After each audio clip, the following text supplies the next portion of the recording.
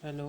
ये आपकी आधुनिक भारत की मैं सीरीज स्टार्ट कर रहा हूँ और मैं इसको थोड़ा थोड़ा करके पूरी ख़त्म करूँगा क्योंकि इससे बहुत सारे इंपॉर्टेंट क्वेश्चन आते हैं।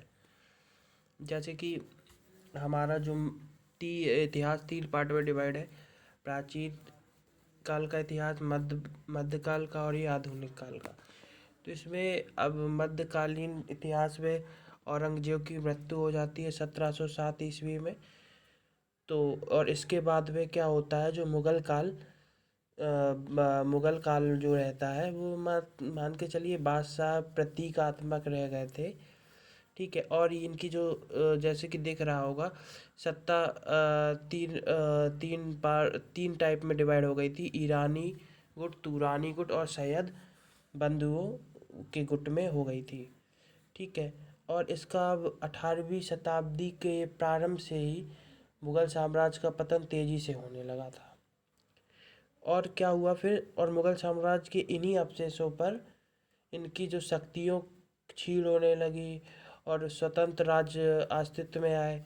तो इन्हीं स्वतंत्र राज्यों में एक है हैदराबाद, फिर बंगाल आता है, आपका अवध आता है, मैसूर आता है, वो आगे। तो ये स्वतंत्र राज्य में आया जैसे हैदराबाद।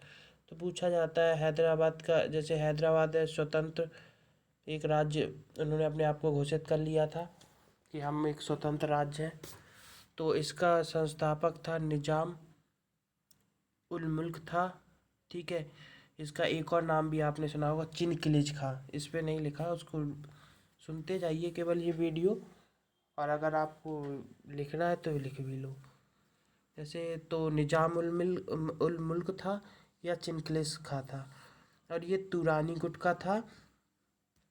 तो और इसने लगभग सैयद बंधु, जो तीसरा अमीर सैयद बंधु थे, इनके पतन में महत्वपूर्ण भूमिका निभाई थी।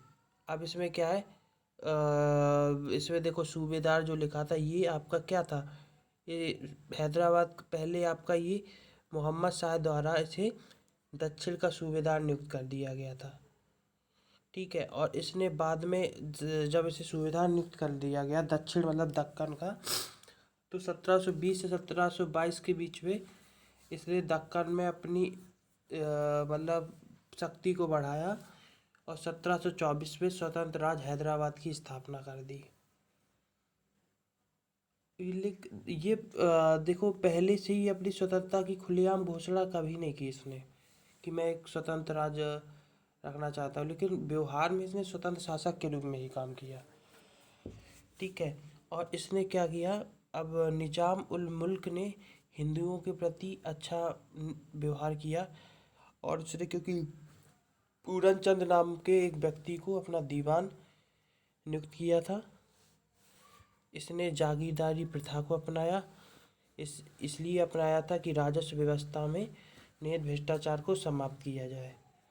अब जब 1724 में इसने हैदराबाद की स्थापना की थी, तो उसी में एक शकूर खेड़ा का युद्ध हुआ था, जिसमें इसने मुबारिज खां को हरा दिया था। मुबारिज खां कौन था? मुबारिज खां आपका एक वो था, मुगल बादशाह था एक। ठीक है। और जैसे ही इसने मुबारिज खां को पराजित किया, तो इसे दक्कन का वायसराय नियुक्त कर दिया गया निजाम उल मुल्क को, और उसे आसफ जाह की उपाधि भी धारण मिल गई। 1748 में इसकी मृत्यु हो जाती है, और निजामुल की, और हैदराबाद जो होता है तो आंतरिक संघर्ष में जूझता रहता है। और फिर इसमें अंग्रेज और फ्रांसीसियों की कूटनीति का शिकार बनता है। अब ये आपका आगे आएगा कर्नाटक।